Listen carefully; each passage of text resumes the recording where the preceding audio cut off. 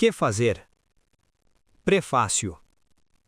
Segundo o plano inicial do autor, esta brochura devia ser consagrada ao desenvolvimento pormenorizado das ideias expostas no artigo Por Onde Começar, Iskra, número 4, maio de 1901.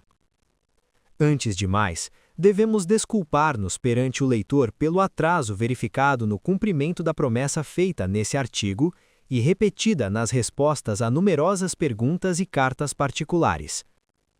Uma das causas deste atraso foi a tentativa de unificação de todas as organizações social-democratas no estrangeiro, empreendida em junho do ano passado, 1901. Era natural que se aguardasse os resultados desta tentativa, porque se ela tivesse tido êxito, teria sido talvez necessário expor sobre um ângulo um pouco diferente as concepções do Iskra em matéria de organização. Em todo o caso, este êxito teria prometido que se ia pôr fim, muito rapidamente, à existência de duas correntes na social-democracia russa. Esta tentativa, como o leitor sabe, fracassou, e, como mais adiante procuraremos demonstrar, não podia terminar de outra maneira, depois da nova viragem da Rabotchi-Dielo, no seu número 10, para o economismo. Tornou-se absolutamente necessário travar uma luta decisiva contra essa tendência vaga e mal definida, mas, por isso mesmo, tanto mais persistente e suscetível de ressuscitar em variadas formas. Deste modo, o plano inicial desta brochura foi modificado e consideravelmente alargado. O seu tema principal devia abarcar os três problemas postos no artigo Por Onde Começar, a saber, o caráter e o conteúdo principal da nossa agitação política, as nossas tarefas de organização e o plano para a criação simultânea e de diversos lados de uma organização de combate de toda a Rússia.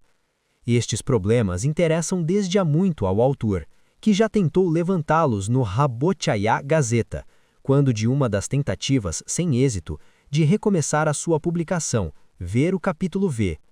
Mas a intenção inicial de nos limitarmos nesta brochura à análise destes três problemas e de expor nossas ideias, tanto quanto possível sobre uma forma positiva, sem recorrer, ou quase sem recorrer à polêmica, mostrou-se completamente irrealizável por duas razões. Por um lado, o economismo revelou-se muito mais vivaz do que o supunhamos. Empregamos o termo economismo no seu sentido amplo, como já foi explicado no número 12 do Iskra, dezembro de 1901, no artigo Uma Conversa com os Defensores do Economismo, artigo que traça, por assim dizer, um esboço da brochura que apresentamos ao leitor. Tornou-se indubitável que as diferentes opiniões sobre a maneira de resolver estes três problemas se explicam muito mais pelo antagonismo radical entre as duas tendências da social-democracia russa do que por divergências de pormenor.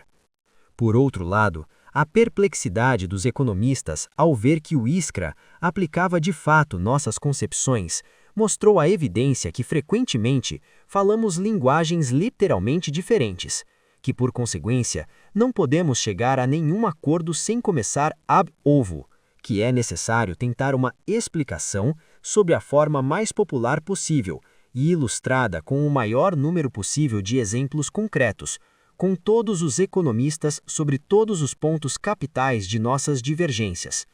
E resolvi fazer esta tentativa de explicação, com plena consciência de que isto aumentaria consideravelmente as dimensões desta brochura e atrasaria o seu aparecimento, mas não vi qualquer outra possibilidade de cumprir a promessa que fiz no artigo Por Onde Começar.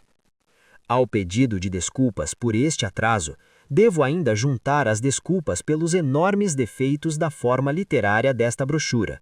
Tive de trabalhar com extrema precipitação e fui frequentemente interrompido por todo o gênero de outros trabalhos.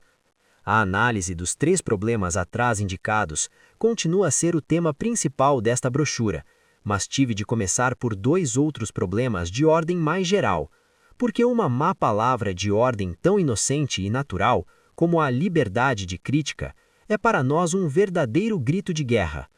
Porque não podemos chegar a nenhum acordo nem sequer sobre o problema fundamental do papel da social-democracia em relação ao movimento espontâneo de massas?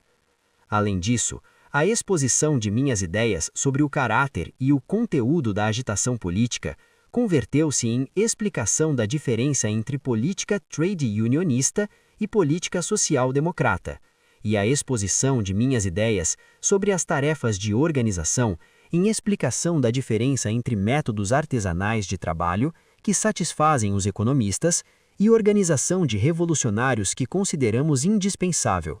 Deste modo, insisto mais uma vez no plano de um jornal político para toda a Rússia, tanto mais que as objeções que têm sido feitas contra ele são inconsistentes e não se deu uma resposta a fundo à questão posta no artigo por onde começar. Como podemos empreender por todos os lados, simultaneamente, a formação da organização que necessitamos?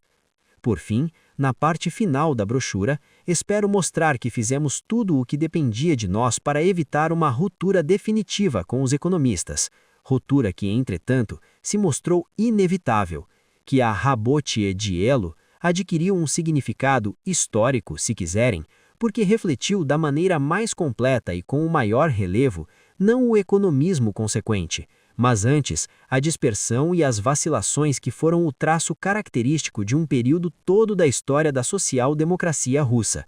Deste modo, a polêmica com a rabotie dielo adquire também importância, por demasiadamente pormenorizada que à primeira vista nos pareça, pois não podemos avançar sem liquidar definitivamente este período. N. Lenin, fevereiro de 1902.